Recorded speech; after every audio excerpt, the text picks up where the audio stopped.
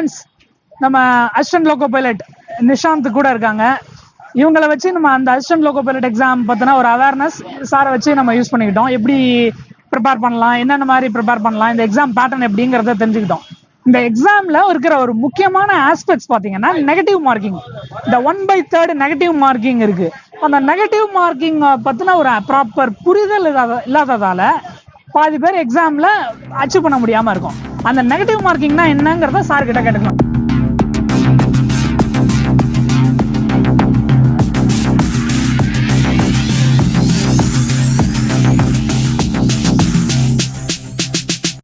Questions இருந்தா அந்த 75 ஃபுல்லா அட்டெண்ட் பண்ண தேவையில்லை. நமக்கு தெரியற மற்றும் 50 அட்டெண்ட் பண்ணா அந்த 50 மார்க் கிடைக்கும். ஏன்னா இப்போ 75 ஃபுல்லா அட்டெண்ட் பண்ணிட்டு இந்த 25 தப்பா இருந்தா இந்த 50 நம்ம 50ல இருந்து 25ஓட 1/3 ஒரு 8 மார்க் கம்மியாயிடும். 8 மார்க் கம்மியாயிடும். இப்ப நமக்கு நல்லா தெரிஞ்ச क्वेश्चन மட்டும் ஆன்சர் பண்ணணும்ங்கறீங்க. ஆன்சர் பண்ணுங்க. இப்ப 1/3 னா 1/3 னா 0.33. ஒரு 0.33 க்கு உங்க ரேங்க் 10 100s எல்லாம் கீழ கிட்டத்தட்ட சேஞ்சஸ் வரும். இப்ப இந்த 0.33 னால நம்மளோட ரேங்க் லிஸ்ட் பின்னாடி போய்டும்ங்கறீங்க. இப்ப 75 क्वेश्चनவே நமக்கு தெரிஞ்சிருக்கு. அப்படினா 75 அட்டெண்ட் பண்ணலாம். 75 to ஒரு 75% க்கு மேல அந்த क्वेश्चन மேல நம்பிக்கை இருந்தா மட்டும் அட்டெண்ட் பண்ணுங்க. ஒரு 50 னே மைண்ட் வச்சிட்டு அட்டெண்ட் பண்ணிட்டா அது கொஞ்சம் டிஃபிகல்ட் ஆயிடும். இல்ல ப்ரோ, இப்ப 75 क्वेश्चंस இருக்கு ப்ரோ. நான் 30 क्वेश्चंस தான் அட்டெண்ட் பண்ணிருக்கேன்னா 30 क्वेश्चन நல்லாவே தெரியும், 30 क्वेश्चन கரெக்ட்னு தெரியும். 30 क्वेश्चन னா எனக்கு 30 மார்க் வந்துருமா? தெரியும்னா 30 மார்க் வந்துடு. ஆனா 30 மார்க் அந்த மெரிட் லிஸ்ட் பத்தாது. அந்த இதுக்கு மெரிட் லிஸ்ட்க்கு வந்து அந்த அந்த கட் ஆஃப் மார்க் வந்து 40% ன்னு சொன்னீங்க. 40%. இப்போ 40% னா கரெக்ட்டா இருக்கணும்னா எத்தனை क्वेश्चन அட்டெண்ட் பண்ணிருக்கலாம்? கரெக்ட்டா இருக்கணும். 75 ஓட 40% அட்லீஸ்ட் ஒரு 45 சொல்லலாமா? 40 போதும்.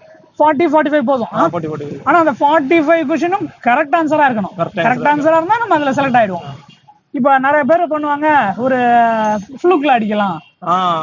அப்படியும் அந்த ஸ்கூல்ல எல்லாம் படிப்பாங்க, சூஸ் தி பெஸ்ட் ஆன்சர். இப்ப இது தெரியலையா, ஏதோ ஒண்ணு அந்த மாதிரி பண்ண கூடாது. அப்படி பண்ண கூடாது. அப்படி அது ஸ்கூல்ல ஹெல்ப் பண்ணும், இங்க ஹெல்ப் ஆகாது. அந்த மாதிரி ஒரு क्वेश्चन விட தெரியாம அந்த மாதிரி வச்சுச்சுனா நெகட்டிவ் மார்க் வந்துடும். அது நம்ம இதோட ஜோலியோட சான்ஸ் எஃபெக்ட் ஆயிடும். ஓகே, இது தப்பா இருக்கிறது நம்ம கரெக்டா. இப்ப தப்பா நம்ம எங்கயாவது அந்த ஆன்சரை கொடுத்திருந்தோம்னா நம்ம கரெக்டான ஆன்சர்ல இருந்து அந்த கரெக்டா கொடுத்திருக்க 1 மார்க்ல இருந்து அந்த பாயிண்ட் டிடெக்ட் ஆயிடும். ஓகே, இப்போ 75 क्वेश्चंस எனக்கு நல்லா ஒரு 50 क्वेश्चंस தெரியுதுன்னா 50 क्वेश्चन மட்டும் எழுதினா போதும். அப்படி 50 क्वेश्चन மட்டும் எழுதினா 50 மார்க் வந்துருது. 50 மார்க் வந்துரும். 50 மார்க் வந்துட்டா கூட நல்ல சான்ஸ் தான் கிடைக்கிறதுக்கு. ஓகே, இவ்வளவுதானா? அவ்வளவுதான். 1/3ல இருக்கிற நெகட்டிவ் மார்க்கிங்க்கு பின்னாடி இருக்கிறது இவ்வளவுதான். அவ்வளவுதான். இது புரியாம தான் நிறைய பேர் கஷ்டப்படுறாங்களா? நெகட்டிவ் மார்க் ப்ரிப்பரேஷன் பண்றவங்களுக்கு அந்த நெகட்டிவ் மார்க்கிங் பார்த்தா அனாலிசிஸ் இருக்கு. இப்ப அன்னைக்குதான் எக்ஸாமுக்கே வராங்கன்னா இந்த நெகட்டிவ் மார்க்கிங் அனாலிசிஸ் அவங்களுக்கு தெரிஞ்சிருந்தா அவங்களும் பாஸ் பண்ணலாமா? பாஸ் பண்ணலாம். இப்போ இந்த நெகட்டிவ் மார்க்கிங் எந்த CBT 2லயும் வருமா? CBT 2ல வரும். அது ஆல்மோஸ்ட் எல்லாத்துலயும் இந்த நெகட்டிவ் மார்க் இருக்கு. அந்த ஒரு ட்ரேட் சப்ஜெக்ட்லயே அதுல மட்டும் இல்லன்னு நினைக்கிறேன். ஓகே, அந்த எலக்ட்ரிக்கல் இன்ஜினியரிங், மெக்கானிக்கல் இன்ஜினியரிங். நான் ஹீட் என்ஜின் தான் யூஸ் பண்ணேன். அது பட் குவாலிஃபையிங் நேச்சர் தான். அதுல பிரச்சனை இல்ல, குவாலிஃபை ஆனா போதும். ஓகே, அதுல மட்டும் தான் நெகட்டிவ் மார்க் இல்ல, மீதி எல்லாத்துலயும் நெகட்டிவ் மார்க். ஓகே ப்ரோ, இப்போ நம்ம எக்ஸாம் போறதுக்கு முன்னாடி அந்த எக்ஸாமை பத்தி ஒரு ப்ரிப்பேர் பண்றது இருக்கு.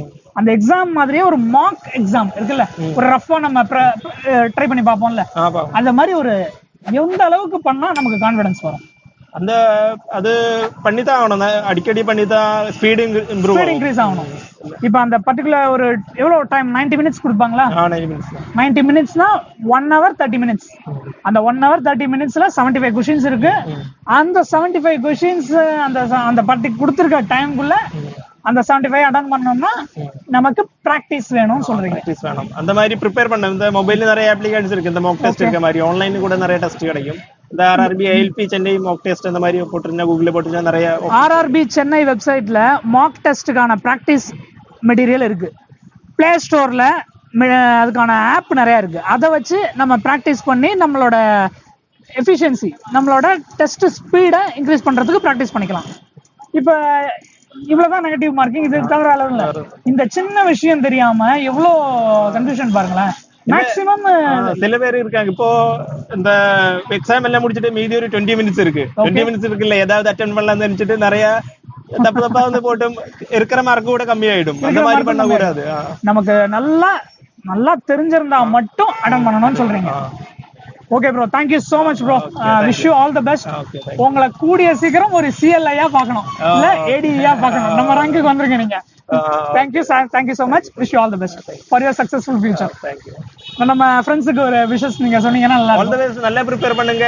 இந்த மாதிரி ப்ரிப்பேர் பண்ணிட்டே இருக்கீங்க, டைம் இம்ப்ரூவ் பண்ணுங்க. வேற பிரச்சனை இல்லை, அவ்வளவு டிஃபிகல்ட்டான எக்ஸாம் ஒன்றும் இல்லை, ஈஸியா பாஸ் பண்ணலாம். நம்ம மலையாள கூட்டிகாருக்கும் നമ്മുടെ ഭാഷയിൽ പറയണം. എല്ലാവരും പ്രിപ്പയർ ചെയ്യൂ.